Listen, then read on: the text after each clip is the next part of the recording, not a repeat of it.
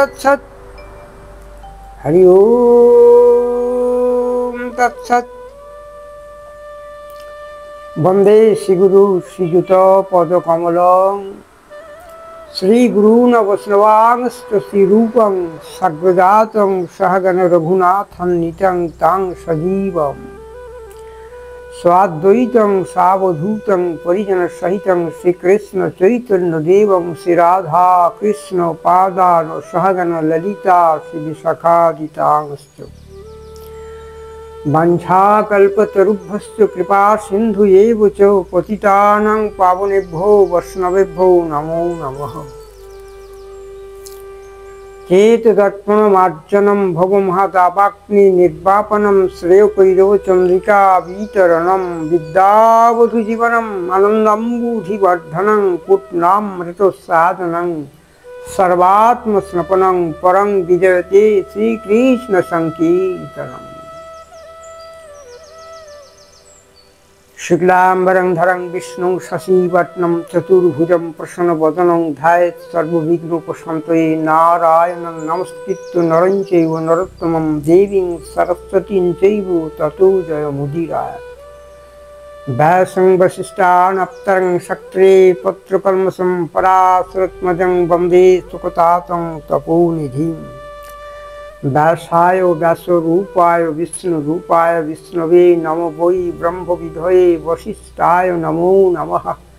अचतुर्वदनो ब्रह्मा द्विबाहुपरहरि अभाललोचनो शम्भुर्भगवान् बादरायण वक्त्राणि पञ्चजानि पञ्चदयाहन्नुक्रमात् दशदशा भुजास्त्वैकमुदरं देपदम्बुजे एवं अष्टादशाध्यायी गीता वाङ्मयी मूर्तिश्वरी जानी गणमत्र महापातकनाशिनी।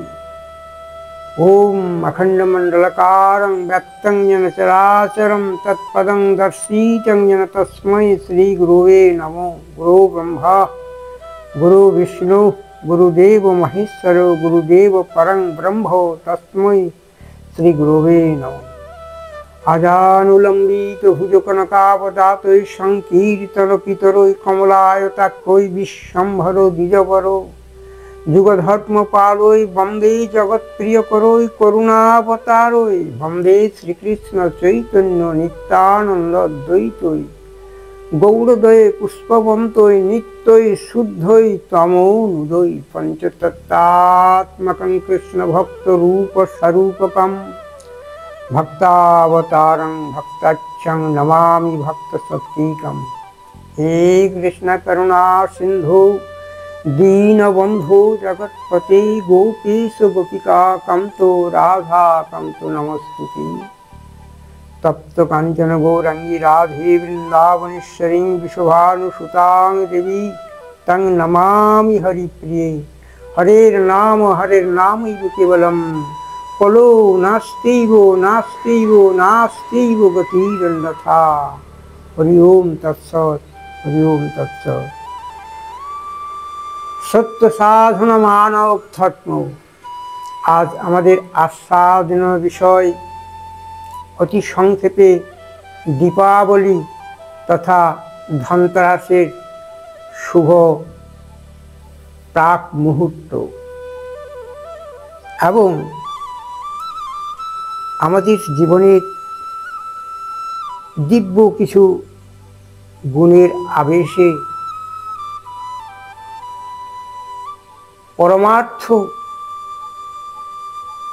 चैतन्य ज्ञान आहरणेर सूत्रावली जार थेके मानव जीवन धन्य हय एवं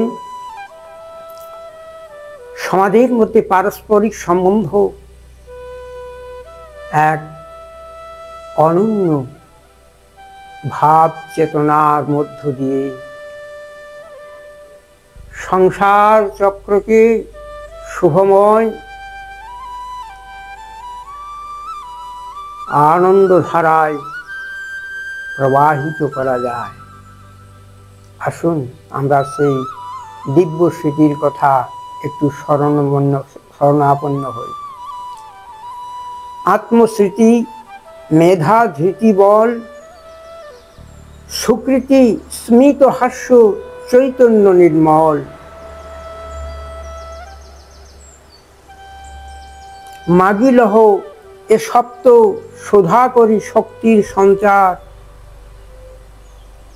যা হইতে ধন্য হয় সুধীজনের পরমানন্দময় সংসার।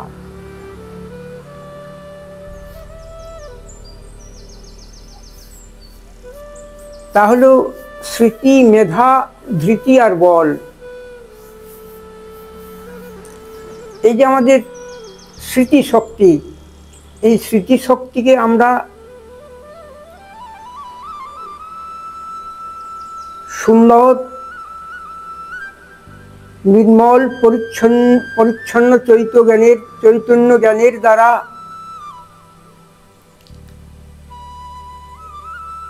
অটুট রাখবো। তার সূত্রটি কি গো? না, তার সূত্র হলো আমাদের বাক যেন মাধুর্যময় হয় এবং সেই বাক সত্যভূষণে ভূষিত হয়। তাহলে এই মিথ্যালাপ থেকে আমরা যেন নিজেকে রক্ষা করতে পারি। ফলে আমাদের স্মৃতির মধ্যে এক নির্মলত্ব চৈতন্যাভাস তথা আত্মশক্তির দিব্য প্রবাহ আমাদেরকে স্মৃতি থেকে ব্যাহত করবে না। আর মেধাবর্ধক হলো সাত্বিক আহার, দুধ, ফল, শাক, ঘৃতাদি সরস সারবান খাদ্য। এর থেকে সার্থক মেধা অর্থাৎ বৌদ্ধিকতা সম্পন্ন হওয়া যায়, যে বৌদ্ধিকতার বলে আমাদের জীবন সার্থক পথে অনুধাবন করে নিজেকে স্বাবলম্বী তথা আনন্দমুখর জীবনযাত্রার পথটি সুগম হয়। এজন্য আমাদের জীবনে আসবে স্মিত হাস্য, অর্থাৎ আমাদের হৃদয় অর্থাৎ বদনের মাধুর্য চৈতন্য শক্তির আভাসে এক নির্মলত্ব আনন্দধারা উচ্চারিত হতে থাকবে। সেই থেকে আমরা সার্থক মানব জীবনের উদ্দেশ্য সাধনের পথটি অনুধাবন করতে পারব। এরপর আসছে কি না ধৃতি অর্থাৎ ধৈর্য। ধৈর্য তখনই আসে যখন আমরা সহিষ্ণু হতে পারব। আর এই সহিষ্ণুতার বলে আমাদের অবিচল বিশ্বাস, ঈশ্বর প্রীতি তথা এই মানব সভ্যতাকে সংস্কার সম্ভূত করার এক দিব্য অনুপ্রেরণা আমাদের হৃদয়ে জাগ্রত হতে থাকে। ফলে আমাদের সেই অবিচল মনস্থিতি, দিব্য সুন্দর ভাবনা এবং একে অপরের কাছ থেকে আমরা শ্রদ্ধা, ভক্তি, প্রেম পুলকিত পরমানন্দময় পরিবেশের দিকে এগিয়ে যাব। এর থেকেই তো আমাদের জীবন ধন্য হয়। মহাজনী পথ এই স্মৃতি, মেধা, ধৃতি, বল, স্মিত হাস্য আর এই সাতটি গুণের সঞ্চারণের জন্য আমাদেরকে মনন শক্তিকে দৃঢ়তর করে এগিয়ে যেতে হবে। যাক, আজকের দিন হচ্ছে একটা বিশেষ শুভময় দিন। আমাদের দামোদর মাসের কার্তিক ব্রত আছে। দ্বিতীয় কথা, আজকে দীপাবলির শুভময় দীপ মুহূর্ত সমাগত। দীপাবলি এক অত্যন্ত গূঢ় তত্ত্ব রস সম্পন্ন মনোমুগ্ধকর আবেশ নিয়ে আসে। অর্থাৎ অমাবস্যার অন্ধকারাচ্ছন্ন এই কৃষ্ণপক্ষের শুভ তিথিতে আমরা দীপ প্রজ্বলন করি। সেই দীপ কি? বাস্তবে আমরা হয়তো একটা মোমবাতি কিংবা তৈল বা ঘৃতের প্রদীপ প্রজ্বলিত করি এবং আলোকসজ্জায় সকলকে এক নব উচ্ছ্বাসে উচ্ছ্বাসিত করি। কিন্তু আসলে এইটি বাহ্যিক স্মৃতি। মূলত আমাদের অন্তরের স্থিত অজ্ঞানতাকে বিদূরিত করে চৈতন্য জ্ঞানের উন্মাদনায় দিব্য আলোর বিচ্ছুরণ ঘটানোই হচ্ছে দীপাবলি। এই দীপ আমাদের অন্তরের মালিনতাকে অপসারিত করে নিত্য চৈতন্যে ভূষিত করে। এরপরে আসে ভাতৃদ্বিতীয়া, অর্থাৎ ভাই আর বোনের শুভ ভাব মধুময় আবেশের এক পরম শুভক্ষণ। আজকে অনেকেই আবার ধনতেরাস পালন করেন, অর্থাৎ মূল্যবান ধাতব বস্তু ক্রয় করেন। যারা সঞ্চয়ী অর্থবান তারা সেই অর্থকে বিনিয়োগ করে মূল্যবান ধাতব বস্তুগুলো ক্রয় করেন। তার থেকে কি হয় না, তার থেকে ওই মূল্যবান ধাতবগুলিরও কিছু ক্রিয়া আছে। যেমন সোনা, রূপ, মণি, মাণিক্য, হীরা, জহরত আদি মানুষ যারা ধনবান ব্যক্তি তারা এসব ক্রয় করেন। তার থেকে তাদের ভবিষ্যৎ জীবনের এক দূরদর্শিতার প্রমাণ পাওয়া যায়। কারণ অর্থ লগ্নি করলে সেই অর্থের দ্বারা পারিবারিক এক সংঘটিত হওয়ার দিব্য ভাবনা উৎসারিত হতে থাকে। তার মনের মধ্যে দুর্বলতা আসে না, সবল ভাব জাগ্রত হয়ে থাকে। আবার এই ধনতেরাসের আরেকটা দিক আছে, তা হলো আদিম যুগের কথা। যিনি বৈদ্যরাজ ধন্বন্তরী, যার চিকিৎসা বিজ্ঞানের দ্বারা এই মানব সভ্যতা আজ এক নূতন জগতের সন্ধান পেয়েছে। ধন্বন্তরী এমনই এক ঔষধি বিজ্ঞানের মহান প্রতিভাধর, ঈশ্বর প্রদত্ত মহাজন আমাদের ভারতবর্ষে এসেছিলেন, যার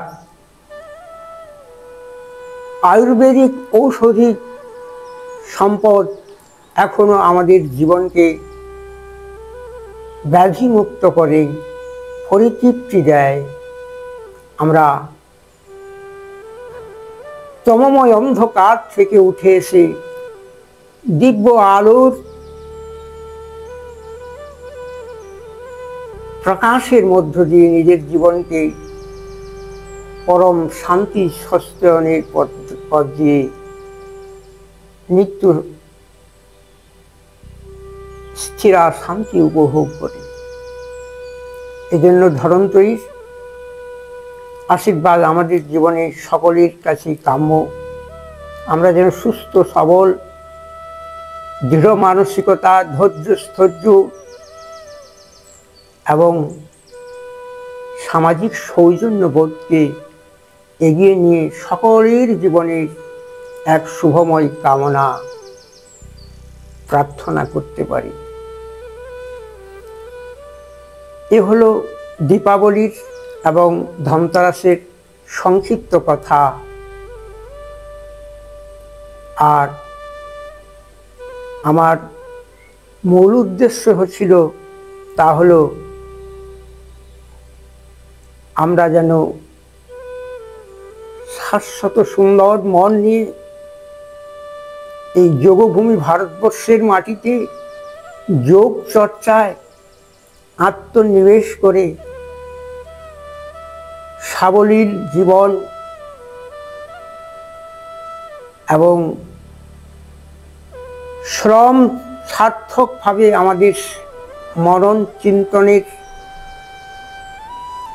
আনন্দ ধারাকে আমরা ওই ঠিক দীপাবলির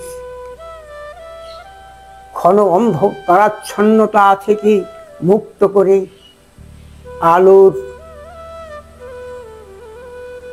চেতনাময় দিব্য আভাসে উদ্ভাসিত হতে পারি। তাই আজকের দিনে এই শুভকর্মটি প্রারম্ভ করা হচ্ছে, তা হলো ধ্যানাসন থেকে কতিপয় যোগাসনের শুভ সূচনা। যে যোগাসন দ্বারা আমাদের মন, শরীর, আত্মা, আমাদের জীবনের চলার প্রতি ছন্দ বৈচিত্র্য এক সুস্থ সবল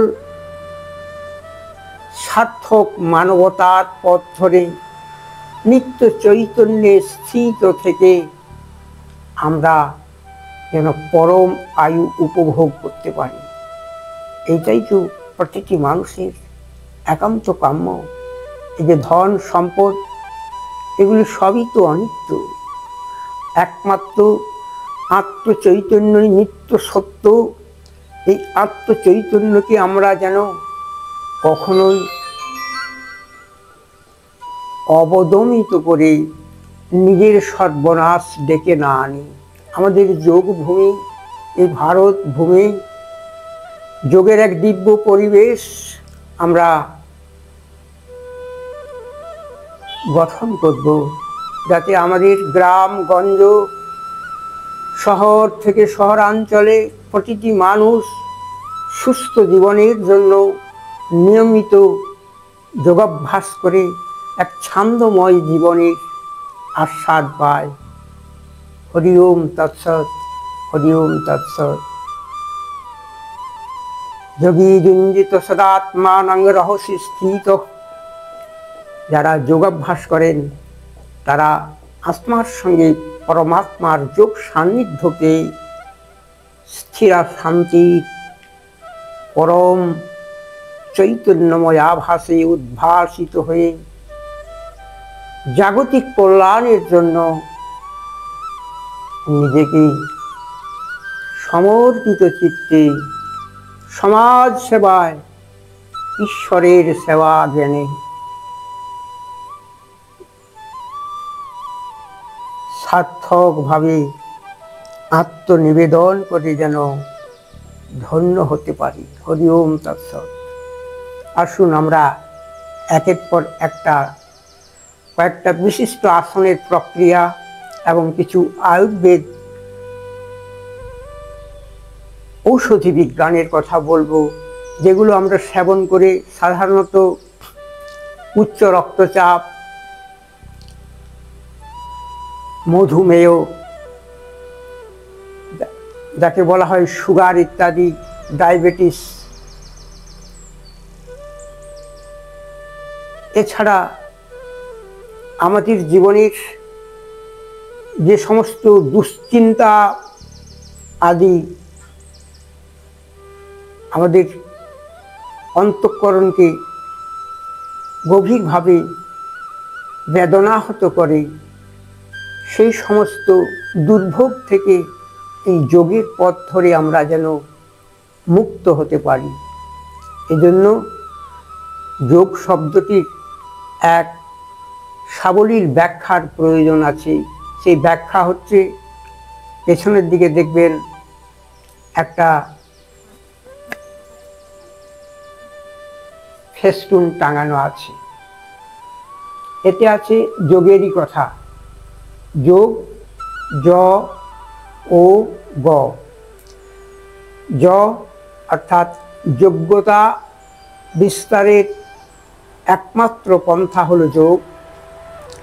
ও হচ্ছে অজ শক্তিকে কেন্দ্রীভূত করে, যার থেকে আত্মচেতনা স্ফুরিত হয়। মন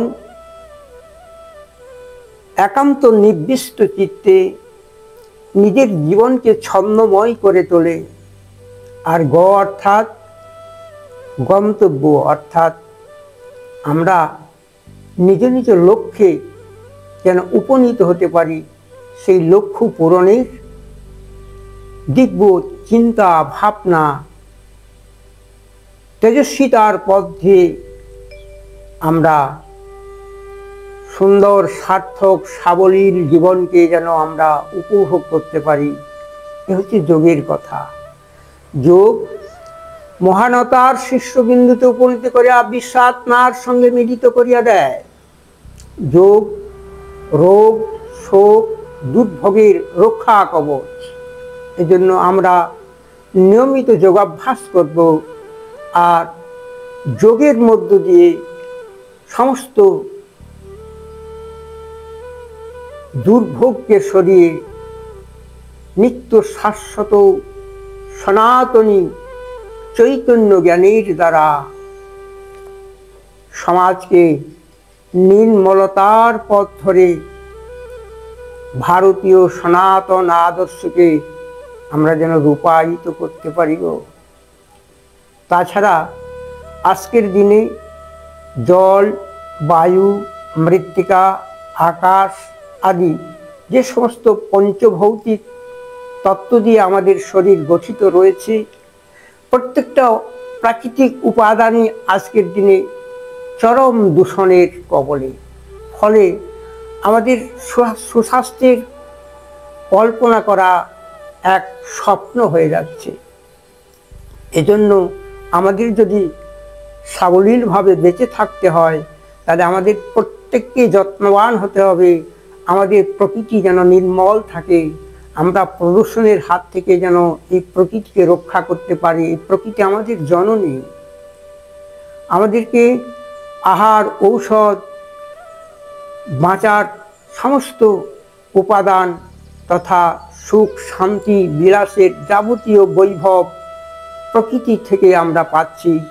আর এই প্রকৃতি যদি ধ্বংসের মুখে আমরা তাকে রক্ষা করতে না পারি, তাহলে আগামী দিনে আমাদের উত্তরসূরিরা আর কোথাও শান্তিতে দাঁড়াবার ঠাঁই পাবে না।